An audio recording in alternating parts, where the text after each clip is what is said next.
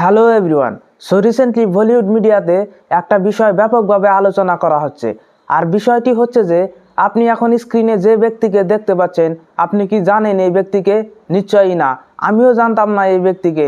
তবে এই ব্যক্তি এমন কিছু কাণ্ড কাজ করা আরম্ভ করেছে যার ফলে আপনি তাকে জানতে বাধ্যই হবেন। ইনি হচ্ছে ফিল্ম মেকার অভিনব কাশ্যপ। সে রিসেন্টলি একটা ইন্টারভিউ এসে সালমান খানের বিরুদ্ধে অনেক এলিগেশন লাগানো শুরু করেছে। তার মতে সালমান খান হচ্ছে গুন্ডা, বদতমিজ ইনসান, আরও অনেক কিছু। আসল ঘটনাটা কি? হঠাৎ সে ইন্টারভিউ এসে সালমান খানের বিরুদ্ধে এমন বলা বলি শুরু করলো কেন? সে কি লাইমলাইটে আসার জন্য এরম করা শুরু করলো, নাকি অন্য কিছু? আজকের এই এপিসোডটা দেখতে থাকুন, সব কিছুরই উত্তর পেয়ে যাবেন।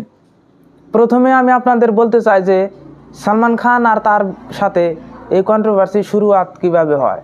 সো ইনি হচ্ছে অভিনব কাশ্যপ, সালমান খানের সিনেমা দাবাংয়ের ডিরেক্টর। সে তার ফিল্ম মেকিং ক্যারিয়ারে মাত্র 2টি সিনেমায় ডিরেক্ট করেছে। একটা হচ্ছে দাবাং, যেটা হচ্ছে সুপারহিট সিনেমা, আর একটা হচ্ছে বেশারাম, যেটাতে অ্যাক্টিং করেছে রণবীর কাপুর, এবং এটা হচ্ছে সুপার ফ্লপ সিনেমা।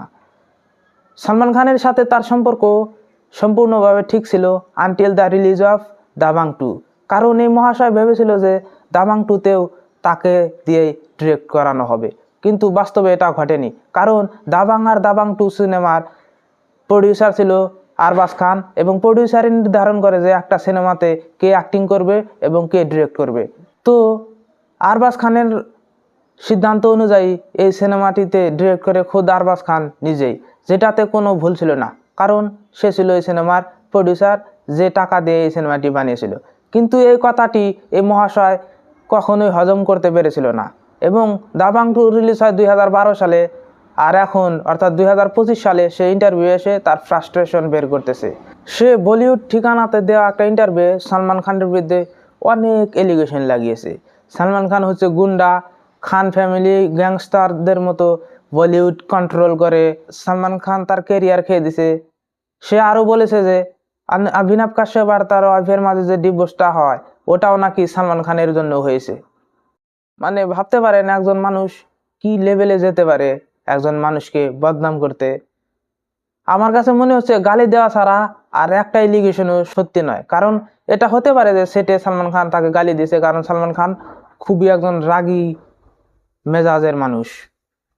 কিন্তু কেরিয়ার খেয়ে দেওয়া, খান ফ্যামিলি গ্যাংস্টারদের মতো বলিউড কন্ট্রোল করে, আবার তার ওয়াইফের সাথে হওয়া তার ডিভোর্স, এটা কারণ সালমান খান বলে আমি ভাবি না।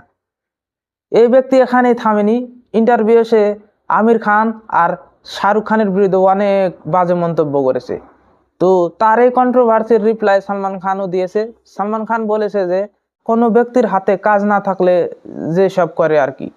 সালমান খান আরও বলেছে যে এইসব বলে অভিনব কাশ্যপ তার নিজের পাতে কুড়াল মেরেছে, কারণ এই কন্ট্রোভার্সিতে সে যার যার বদনামি করেছে তারা কেউ কিন্তু আর জীবনে কোনোদিনই তার সাথে কাজ করবে না।